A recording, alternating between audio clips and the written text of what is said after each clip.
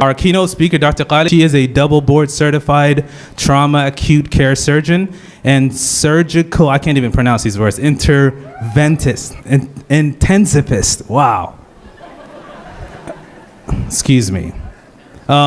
She graduated from the University of Texas with honors in human biology. She went to medical school at the University of Texas Medical Branch in Galveston, Texas. Dr. Hussein then went on to Baylor College of Medicine in Houston, Texas, where she completed her residency in general surgery as well as a fellowship in surgical critical care. Without further ado, Dr. Qaali, welcome.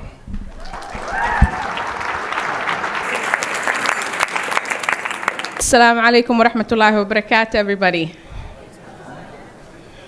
How are you guys doing? All right. Thank you for that wonderful welcome and for that great introduction, Mukhtar. I am honored to be here this evening with you guys to celebrate the excellence that is the Somali Health Board. I'm very, very impressed. Round of applause. I'm often asked to speak about my journey of becoming a surgeon while being a Muslim woman and being a mother of 6. While most people are fascinated by being a surgeon and being a mother, I'm drawn more to talk about the pitfalls of my journey. Okay? So as surgeons, we are trained to focus our time and energy on learning from our failures and from our complications. Right, our pitfalls. And the reason we do that is because that is where the opportunity for improvement lies. Right? When you look at your failures and you look at your complications, that is where you find opportunity to learn and grow. So in that token, I'd like to focus on some of the pitfalls and roadblocks along my journey. I'll touch on 3 important principles I learned the very hard way.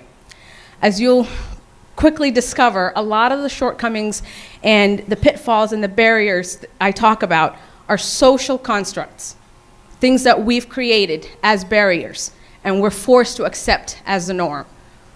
Okay. So my goal at the end of this talk is to encourage every single one of you guys and to challenge you to question the norm and who defines the norm. So we'll begin with a reality check, okay? Before I delve into this principle, let me preface this by stating that if we're to make any progress in anything, radical truth is going to be a necessity, okay? And there will be some bluntness. It's an occupational hazard, okay? I'm a surgeon. I'm going to be very, very blunt. So the reality is life is not fair. That's not a radical truth. It's just a fact. Simple fact, life is not fair. Okay.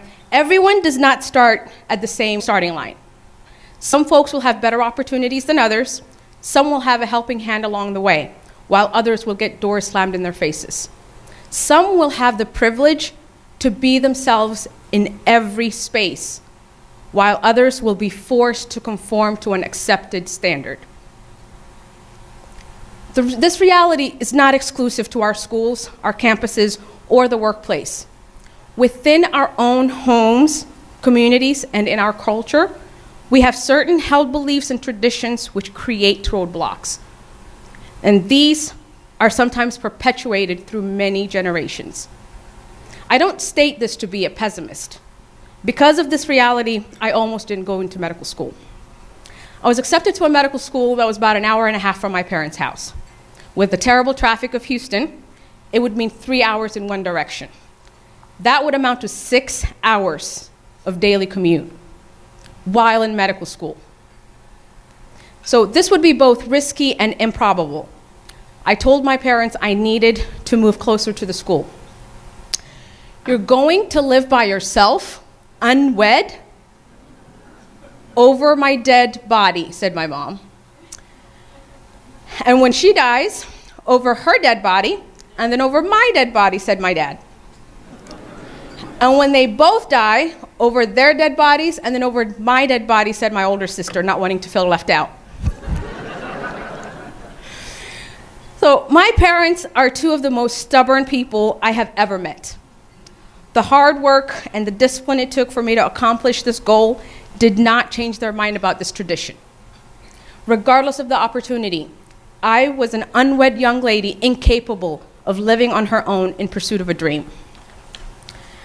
But having inherited stubbornness from both of my parents, I had my own ultimatum.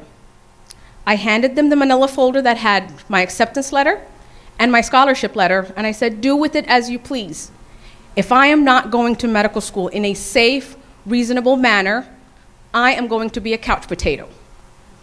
So I put on my bati. That's our muumuu, that's a Somali muumuu. And I sat on the couch. I had no plans of deviating from my original one. My mom took the folder, and an intense discussion ensued between her and my dad. It went on into the night, and it went on to the following day. The next day, manila folder in purse in hand, my mom said, in Somali, sobh sa kajama dihay. Meaning, fine, let's go. We're gonna go look for an apartment.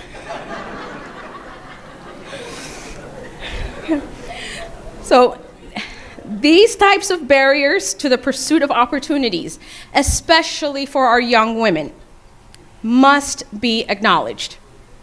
While we hold on to them as part of our tradition, they continue to limit the potential of many.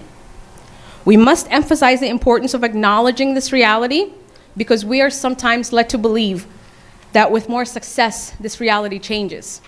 It does not. When I finally went off to medical school, my mom would often share with me the responses of her friends as she shared some of my progress. After starting medical school, her friend said, Dahabo, that's my mom's name. Dahabo, who's going to marry her for you now? They weren't too far off the mark. A suitor around the same time said, Qaali, surgeon or not, you still walk 10 feet behind me, and only what I say goes. I graduated and got married, not to him, thank God. Then her friend said, Dahabo, she is never going to have kids. I had my first child during my intern year, and her friend said, Dahabo, all that money and time wasted, and now she's going to be a stay-at-home mom. Kasaro, meaning waste. So I went back to work, and they said, Dahabo, what kind of mother is she?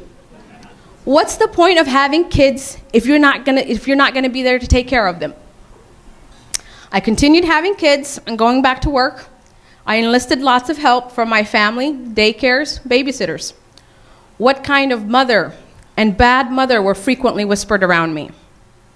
But when I finished and landed a great job with plenty of time to spend with my kids, the friend said, Habariyar, meaning auntie, we are so proud of you. We knew you could do it.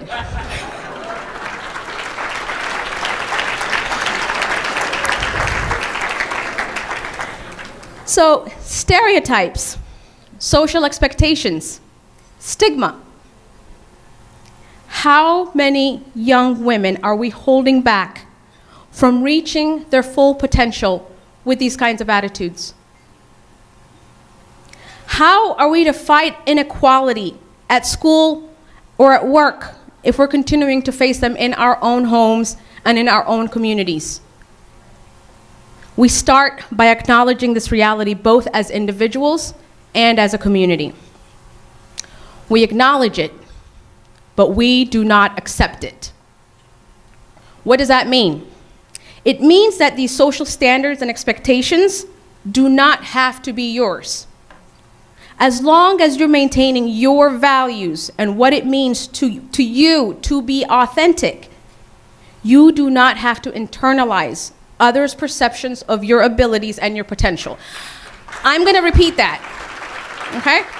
As long as you're maintaining your values and what it means to you to be authentic, you do not have to internalize others' perceptions of your abilities or your potential.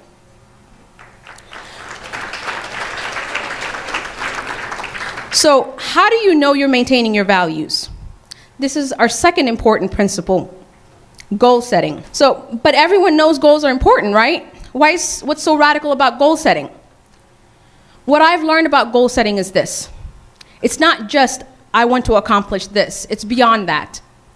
When you're told certain aspects of your individuality are impediments themselves, and you're asked to compromise those values for a chance or an opportunity, it becomes extremely important for you to solidify certain things for yourself. What exactly is it that you want to accomplish? What is your why? What's driving you? What sacrifices are you willing to make? What are you willing to compromise, and what are you not willing to compromise? And finally, what are you willing to fight for? For me, what I valued most was my religion and my family. Going into medicine, I was warned very frequently that both my religion and the fact that I chose to practice the hijab and my plan of having a family were both going to be problematic. And they were problematic. I was frequently reminded of that. But because I knew this fact going in, I knew that there were certain things I could shrug off, but there were certain things I was going to fight for. My first encounter with this was when I was a third-year medical student doing my surgery rotation. We were being oriented by a surgery resident right outside of the operating room when a nurse came screaming down a long hallway. As she approached, it became clear that she was saying, "You can't be here." As she approached us, she zeroed in on me, pointed her finger and said, "You can't be here with that thing on your head."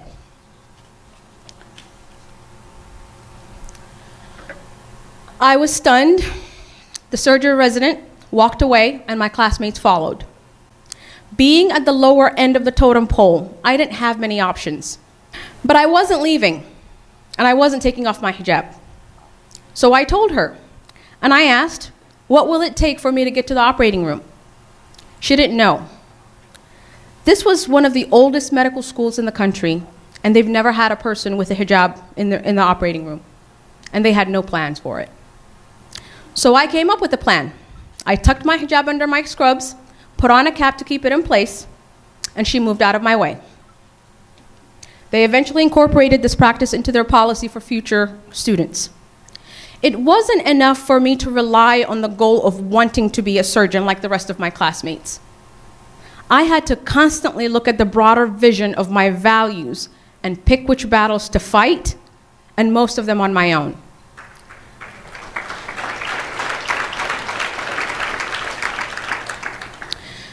Being bombarded with sexism, racism, religious discrimination, pregnancy discrimination, it became draining. I've learned to evaluate many of these encounters based on the overall effect on my long-term goals. Someone blocking access to my future workplace, that's a worthy fight.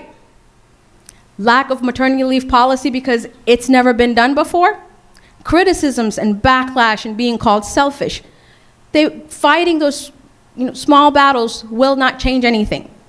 What's important is having policies in place to protect your rights and your job. And that's the worthy cause. Systems can change, and you can be part of that change. When long-term goals and values are clear, it becomes much easier to navigate through what can sometimes feel like a landmine. Okay, so once you've figured out your goals and your values, fought all the good fights, and finally get to your goal, how do you know you've made it? How do you know you've succeeded? Is it the first great interview? Is it after your first job? Is it after the first paycheck? This is the third principle I learned the hard way: owning your success. I found out what success meant after my first job interview as a surgeon. It was the worst interview of my professional career, and I've had many terrible ones. I was interviewing at a prestigious academic institution for which I'd been recruited. I felt I had reached my goal. All the sacrifice, the sleepless nights, the tears, missed important family events, it all culminated to this point. Then, when I least expected it, reality struck again. Following a brief discussion about my kids, the chairman interviewing me said, "You've accomplished nothing over the past 6 years." He then threw my resume across the table. That wasn't even the lowest point of the interview. He went on to state that I could never meet his high expectations. Then he said that if I were to get a job there, and that's a big if, and I did not meet his expectations, things would not end well for me there. A blatant threat right in the middle of an interview. At this point, I couldn't contain the Somaliness in me. So I leaned back in my chair, folded my arms across my chest, and was about to ask, "Did you just threaten me?" He quickly read my body language, stood up, turned his back towards me, pointed towards the door, and said, "Have a good day." As you can probably understand, I was furious. I was in utter disbelief and shock. After many, many tears and many plates of comfort food, it hit me. Something had to change. But what? I've been told at every step that what I wanted to accomplish was impossible. But when I did, the goalpost was moved. Success was redefined. What was once called impossible was now called nothing. Because I had arrived at a place I wasn't meant to be, no one was willing to give me directions. I realized that what needed to change was who defined success. After reflecting on my goals and my values, I realized that not only had I met them, I had actually surpassed them. I had 4 more kids than originally planned in that time frame, and added on a fellowship I never planned on. I was, by my own standards, I was beyond successful. However,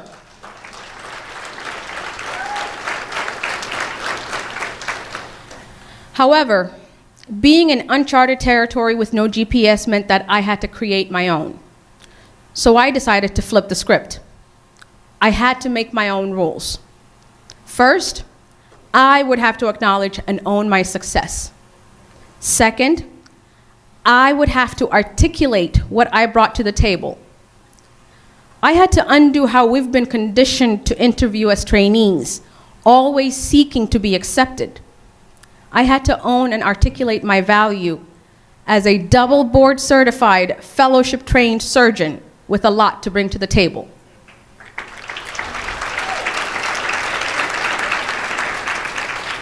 And third, my values, including my faith and having a family, are an integral part of who I am.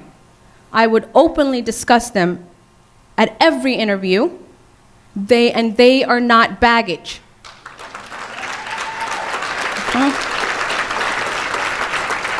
And anyone who thought otherwise did not deserve to have me on their team.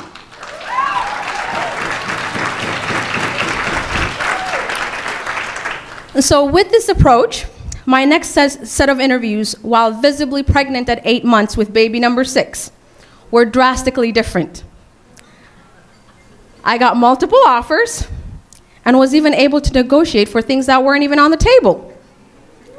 Once I stopped letting others define what success meant, I was able to confidently own my accomplishments and find my way.